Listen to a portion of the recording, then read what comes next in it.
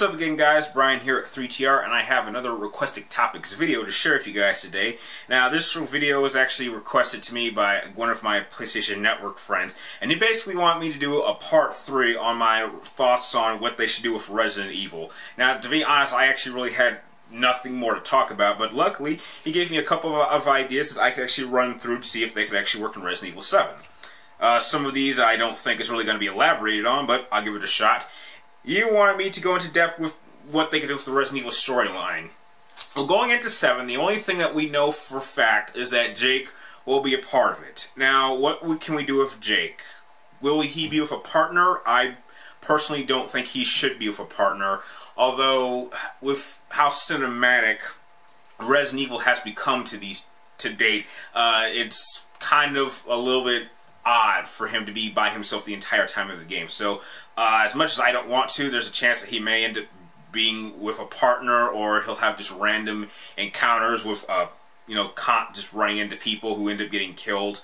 But what we can do with Jake is, obviously, I think he's going to be used mostly as more of like a cleanup guy for the virus that was established in Resident Evil 6. Because apparently, as we saw in the secret credits, if you beat Ada on the hardest difficulty, he looks like he's somewhere in the Middle East, and he's basically killing more of those creatures that were from Resident Evil 6. So basically, he's just going around just wiping out the last of them, which they could do.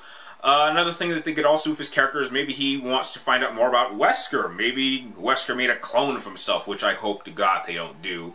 But those are really the only two directions I really think you could go with Jake. I mean, I think Jake on his own is a really cool character, but he really can't... This would have been more interesting if he had actually been around while Wesker was technically still alive. I think if he had actually had time to meet Wesker, I think that would have led to a lot of really interesting storylines. Another thing that you want to touch up on is couples. You want to know if I think they'll do any closure between Leon and Ada. You know, the problem I have with the Resident Evil franchise is that Capcom and whoever writes their games seems to have this problem with giving us constant teases of couples. As far as we know right now, there are no official couples in Resident Evil. I think the closest one we may have had was maybe Claire and Billy in Code Veronica, but I don't even buy that since they hardly knew each other, and it was basically, oh, you're a girl, oh, I'm a guy, and, well, we're surrounded by zombies, hey, we should be a couple, because that's as much chemistry as I bought between the two of them. But going into Leon and Ada, as much as some of us would like them to be a couple, and according to some sources, they've actually had a one-night stand, which, you know, I don't actually buy because they don't really talk about it much. It was hinted at a little bit in Damnation, but that's all. I don't really think a relationship between Leon and Ada would work. Leon is too much of a Boy Scout who really lets his feelings for Ada kind of make him feel like the knight in shining armor, but Ada is far than a damsel in distress, although she tends to get herself in that situation many times. I just don't think Ada's the type of person who would want to settle down with any one person, but, you know, Ada's motivations are still a mystery. We still don't exactly know why she does what she does. We don't know why she works with these corporations who want to get their hands on these viruses. We honestly do not know enough about Ada, and so I honestly think that making a relationship between Leon and Ada just wouldn't work. It's probably going to be something that's going to be teased to the end of time.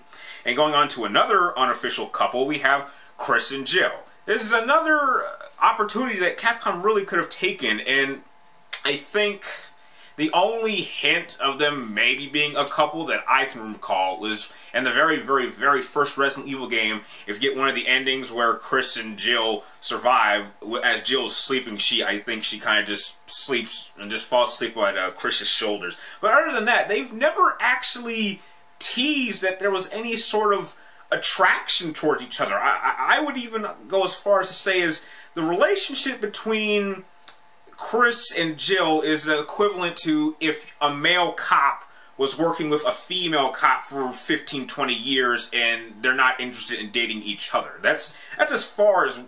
That's really what the relationship is. I mean, I guess some would say it was a little bit hinted on, maybe in Resident Evil 5, maybe. Like, because, you know, Chris is pretty devastated that Jill was dead, but if your partner of 15 years were to die, whether it was a guy or a girl, I think you would be pretty emotionally hurt by that incident as well. I just don't think in terms of relationships, I don't think Capcom is really interested in bringing any real relationships in the Resident Evil franchise, and it really shouldn't, because it's not the best storyteller, and to bring a relationship into a storyline like this would just add filler, just stuff that's not necessary. And the final thing that I will talk about is the Umbrella Corporation. I really don't... I don't know why they went back with Umbrella, or creating Neo Umbrella in Resident Evil 6. This made absolutely no sense. And it's getting to the point where how many stupid people can they actually keep coming up with? I mean, the whole idea behind making these viruses was that they wanted to... you know, increase or succeed the human condition. They want to make human beings superior. They want to evolve. But as we've seen countless time after time after time, these viruses don't do any good. They just make the situation worse. It's like, oh no, we have this completely under control. And then the virus gets out and it just fucks everything over. And then basically we have to send a couple of characters in order to deal with the situation, and then next thing we know, another threat does exactly the same thing. It's like, oh no, we learned from the mistakes of those people. We're not going to make those same mistakes. And what do? They repeat those same mistakes, and they make the situation even worse. And then they do it again and again. And like we're going around in circles with these threats. The only time, for me at least, that the threat felt natural was maybe in Resident Evil 4, because all they were simply doing was using the T-Virus to reanimate a fossilized parasite for a different type of threat. So they were just kind of using an old virus to bring life to a much significant threat, which had higher purposes, and actually wasn't all about trying to make humans evolution. It wasn't about that at all. It was just about control. So it was straight, simple, and right to the point. But no, I would not like to see Umbrella come back. I think Neo Umbrella should be the last incarnation of Umbrella, and I think Resident Evil 7 in a whole is just going to serve off as a mopping up a game. I don't really think it's going to give us a satisfying ending to this particular storyline in the Resident Evil franchise. I don't really think you can do one at this point in time unless they made a game where they literally brought every single main character in the Resident Evil franchise without bringing anyone new, and it all just came down to one climactic battle against some ultimate threat, which I really don't think Capcom would be able to come up with significantly.